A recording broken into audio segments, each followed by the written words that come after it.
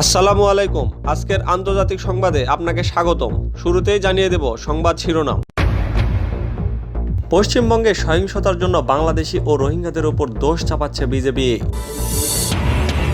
ইসরায়েলের সহায়তায় নাগরিকদের ফোনে আড়ি পাচ্ছে সৌদি আরব। গোলান মালভূমি সিরিয়ার ছিল এবং থাকবে, ওয়াশিংটনকে পরিষ্কার জানিয়ে দিল দামেস্ক। বিস্তারিত খবরে জানবেন, সার্জারির টেবিলে ধর্ষণ করল 4 ডাক্তার, রোগীর মৃত্যু। আফগানিস্তান ছেড়ে যাওয়ার পর কাবুলের পতন হলে সেনা অভিযান চালাতে পারে যুক্তরাষ্ট্র। এদিকে ডেঙ্গু জ্বর কমিয়ে আনার অলৌকিক পদ্ধতি আবিষ্কার করল বিজ্ঞানীরা। সবশেষে জানবেন, এরদোয়ানকে সর্বোচ্চ গুরুত্ব দিচ্ছেন বাইডেন। সংবাদ শিরোনাম শুনলেন, এবার জানিয়ে দেব বিস্তারিত সংবাদ।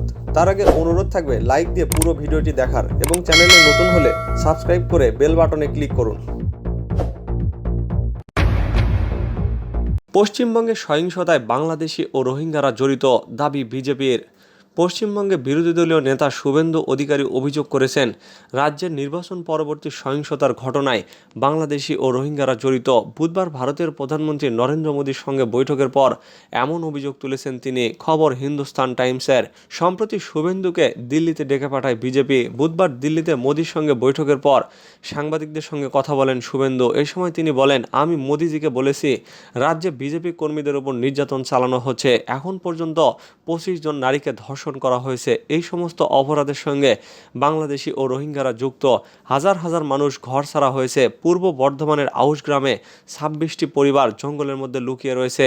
উল্লেখ্য, দিল্লিতে গিয়ে কেন্দ্রীয় স্বরাষ্ট্রমন্ত্রী অমিত শাহের সঙ্গে বৈঠক করেছেন শুভেন্দু অধিকারী। সেই বৈঠকেও রাজ্যে ভোট পরবর্তী সহিংসতা নিয়ে আলোচনা হয় বলে জানা যায়। শুভেন্দুর এই বৈঠকটি অবশ্য কটাক্ষ করতে ছাড়েননি পশ্চিমবঙ্গের ক্ষমতাসীন দল তৃণমূল কংগ্রেস। দলের মুখপাত্র কুণাল ঘোষ জানিয়েছেন, আত্মরক্ষার জন্য দিল্লিতে গিয়ে দুয়ারে দুয়ারে ঘুরছেন শুভেন্দু। রাজ্যের মন্ত্রী ফিরহাদ হাকিম জানান, শুভেন্দু আসলে বিজেপিতে গিয়ে ফেসে গেছেন। ইসরায়েলের সহায়তায় নাগরিকদের ফোনে আড়ি পাচ্ছে সৌদি। একটি ইসরায়েলি সাইবার কোম্পানির সহায়তায় নিজ দেশের নাগরিকদের মোবাইল ফোন হ্যাক করছে সৌদি আরব। ইসরায়েলি দৈনিক হারেস জানিয়েছে, টার্গেট করা এসব স্মার্টফোনকে স্পাই ডিভাইসে পরিণত করেছে সৌদি সরকার। জানা গেছে, সৌদি কর্তৃপক্ষের কাছে রেইন নামের একটি প্রোগ্রাম বিক্রি করেছে তেল আবিব ভিত্তিক কোম্পানি কোয়াড্রিম। এই প্রোগ্রামের মাধ্যমে মোবাইল ফোন হ্যাক করে তথ্য হাতিয়ে নেওয়া এবং সেগুলো ট্র্যাকিং ডিভাইসে পরিণত করা যায়। একজন স্মার্টফোন ব্যবহার করে ক্ষতিকর কোনো লিঙ্কে ক্লিক না করলেও রেইন দিয়ে মোবাইল ফোন হ্যাক করা সম্ভব। এটা মাইক্রোফোনের নিয়ন্ত্রণ নিয়ে আড়ি পাততে সহায়তা করে। এছাড়া মেসেজ, ছবি, ভিডিও, ইমেইল ও ফোনের নেভিগেশন সিস্টেম নিয়ন্ত্রণ করতে পারে। এরপর সেটা ট্র্যাকিং ডিভাইসে পরিণত হয়। হারেট জানিয়েছে, এই প্রোগ্রামটি বিক্রি করেছে ইনরিচ টেকনোলজিস।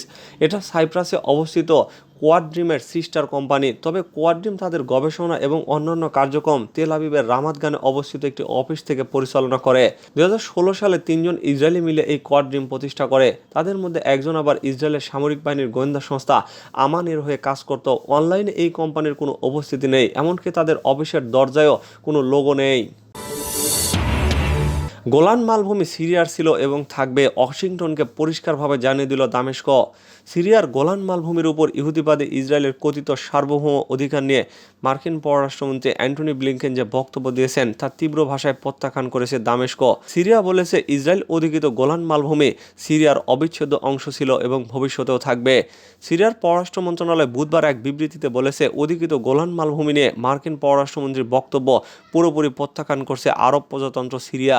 ইসরায়েলি আগ্রাসন ও দখলদারিত্বের প্রতি আমেরিকার নিরবিচ্ছিন্ন সমর্থনের ধারাবাহিকতায় ব্লিংকেন ওই বক্তব্য দিয়েছেন, যা নিন্দনীয়। ব্লিংকেন সম্প্রতি মার্কিন প্রতিনিধি পরিষদের পররাষ্ট্র বিষয়ক কমিটির এক শুনানিতে ব্লিংকেনকে প্রশ্ন করা হয়, প্রেসিডেন্ট জো বাইডেনের প্রশাসন গোলান মালভূমির উপর ইসরায়েলের সার্বভৌম অধিকারকে স্বীকৃতি দেয় কিনা। উত্তরে মার্কিন পররাষ্ট্রমন্ত্রী বলেন, বৈধতার প্রশ্ন বাদ দিলে গোলান মালভূমির উপর বর্তমানে ইসরায়েলের নিয়ন্ত্রণ রয়েছে। যতদিন পর্যন্ত সিরিয়ার সীমান্তের ওপার থেকে ইসরায়েলের জন্য হুমকি বন্ধ না হচ্ছে, ততদিন পর্যন্ত পরিস্থিতি এখন যেমন আছে তেমনই থাকবে।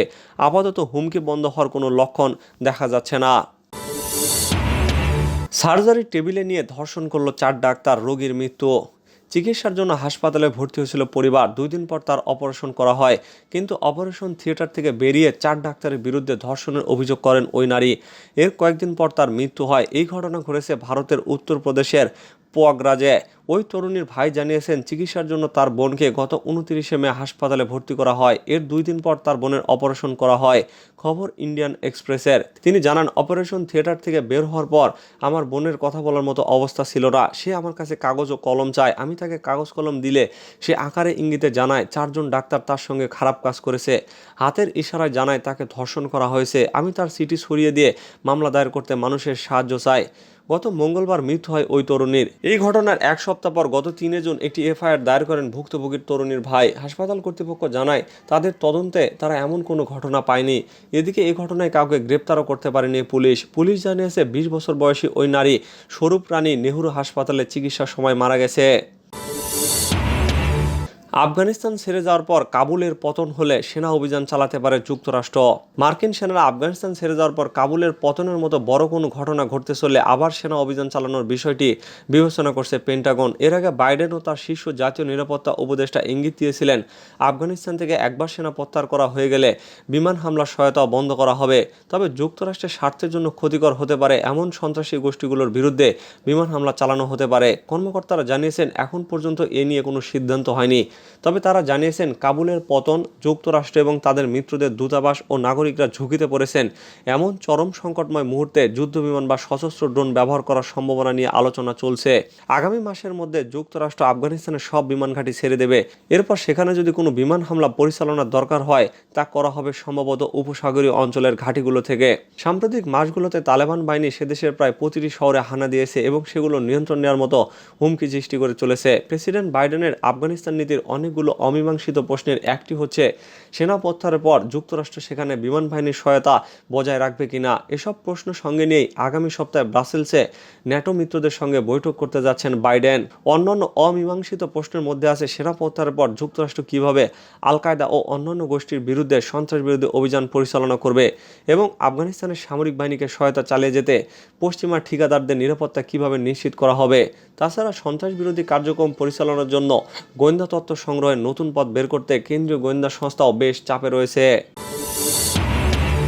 ডেঙ্গু জ্বর কমিয়ে আনার অলৌকিক পদ্ধতি আবিষ্কার করলো বিজ্ঞানীরা বলছেন, ডেঙ্গু জীবাণুবাহী মশার উপর পরিচালিত যুগান্তকারী এক গবেষণায় তারা দেখতে পেয়েছেন ডেঙ্গু জ্বরের ঘটনা অন্তত 77% কমিয়ে আনা সম্ভব। আর গবেষণায় তারা একটি অলৌকিক ব্যাকটেরিয়ায় আক্রান্ত মশা ব্যবহার করে দেখেছেন যে এটি সেই মশার ডেঙ্গুর বিস্তার করার সক্ষমতা কমিয়ে দিতে পারে। পরীক্ষাটি করা হয়েছে ইন্দোনেশিয়ার ইয়োগিকার্তা শহরে এবং ডেঙ্গু ভাইরাসের প্রকোপ কমানোর আশায় এখন সেটি সম্প্রসারণ করা হচ্ছে। The world mosquito program team বলছে, এটাই বিশ্বজুড়ে ছড়িয়ে পড়া এই ভাইরাসের বিষয়ে একটি সমাধান নিয়ে আসতে পারে। 50 বছর আগে ডেঙ্গুর বিষয়ে শোনা লোকের সংখ্যা ছিল হাতে গোনা, কিন্তু পরে এটি ধীরে ধীরে এগিয়ে চলা মহামারীতে রূপ নেয় এবং ডেঙ্গু আক্রান্তের সংখ্যা নাটকীয়ভাবে বেড়েছে। 1970 সাল পর্যন্ত মাত্র 9টি দেশে ডেঙ্গু ছড়িয়েছিল, কিন্তু এখন বছরে প্রায় 40 কোটি মানুষ এই ভাইরাসে আক্রান্ত হচ্ছে। ডেঙ্গু বিষয়ক এই পরীক্ষায় ব্যবহার করা হয়েছে ওলবাকিয়া ব্যাকটেরিয়া আক্রান্ত মশাকে। গবেষকদের একজন ডক্টর কেটি অ্যান্ডার্স এক বর্ণনা করেছেন প্রাকৃতিকভাবে অলৌকিক হিসাবে। ওলবাকিয়া মশা ক্ষতি করে না, কিন্তু ডেঙ্গু ভাইরাসের জন্য দরকার হয় এমন একটি অংশকে শরীর থেকে সরিয়ে দেয়। ব্যাকটেরিয়াটি ডেঙ্গু ভাইরাসের পুনরায় তৈরি হওয়াকে কঠিন করে তোলে, ফলে ওই মশাটি আবার যখন কাউকে কামড়ায় তখন তার আর আক্রান্ত করার তেমন সক্ষমতা থাকে না। এই পরীক্ষায় ওলবাকিয়া আক্রান্ত 25 লাখ মশার ডিম ব্যবহার করা হয়েছে। ডিমগুলো প্রতি 2 সপ্তাহে একবার করে শহরটির একটি জায়গায় পানির পাত্রে রাখা ছিল। এই প্রক্রিয়ায় আক্রান্ত মশার সংখ্যা বাড়াতে 9 মাস পর্যন্ত সময় লেগেছিল। ইয়োগিকার্তা শহরে 24টি জনে ভাগ করে অর্ধেক পরিমাণ মশা ছাড়া হয়েছিল। এর ফল New England Journal of Medicine প্রকাশ করা হয়েছে, যেখানে বলা হয়েছে ডেঙ্গু আক্রান্তের ঘটনা 77% কমেছে এবং আক্রান্ত হওয়ার পর হাসপাতালে নেওয়ার সংখ্যা 86% কমেছে। বিবিসির সাথে আলাপকালে এ নিয়ে উচ্ছ্বাস প্রকাশ করেছেন ডক্টর অ্যান্ডার্স। এরদোগানের সঙ্গে বৈঠকে সর্বোচ্চ গুরুত্ব দিচ্ছেন বাইডেন। বেলজিয়ামের ব্রাসেলসে 14 জন অনুষ্ঠেয় ন্যাটোভুক্ত দেশগুলোর নেতাদের শীর্ষ সম্মেলনের সাইড লাইনে তুরস্কের প্রেসিডেন্ট রিসেপ তাইপ এরদোগানের সঙ্গে বৈঠকে সর্বোচ্চ গুরুত্ব দিচ্ছেন যুক্তরাষ্ট্রের প্রেসিডেন্ট জো বাইডেন। বুধবার হোয়াইট হাউসের মুখপাত্র জেন সাকি এই তথ্য জানান। জেন সাকি বলেন, বাইডেন ও এরদোগানের জন্য এই বৈঠকটি একটি বড় সুযোগ। তিনি আরও বলেন, স্পষ্টতই এটি ন্যাটোর সহযোগীর সঙ্গে গঠনমূলক কাজ চালিয়ে যাওয়া যুক্তরাষ্ট্র জরুরি বলে মনে করে। একই সঙ্গে এমন ক্ষেত্র রয়েছে যেখানে দুই দেশের মধ্যে জোরালো মতপার্থক্য বিদ্যমান। এর আগে রিসেপ তাইপ এরদোগান যুক্তরাষ্ট্রের সঙ্গে নানা বিষয়ে মতবিরোধ নিয়ে বলেছিলেন, যদি তুমি মিত্র হও তাহলে আমাদের সঙ্গে দাঁড়াও, শত্রুর সঙ্গে নয়। কিন্তু দুর্ভাগ্যজনক বিষয় হচ্ছে তারা সন্ত্রাসীদের পক্ষ নিয়েছে। শক্তিশালী তুরস্ক ছাড়া ন্যাটো শক্তিশালী থাকবে না বলেও উল্লেখ করে তুর্কি প্রেসিডেন্ট বলেছিলেন, তুরস্ককে এভাবে যারা কোণঠাসা করার চেষ্টা করবে তারা গুরুত্বপূর্ণ বন্ধুকে হারাবে। G7 সম্মেলনে অংশ নেওয়ার জন্য যুক্তরাষ্ট্রের প্রেসিডেন্ট যুক্তরাজ্যে পৌঁছেছেন। দায়িত্ব নেওয়ার পর এটি তার প্রথম বিদেশ সফর।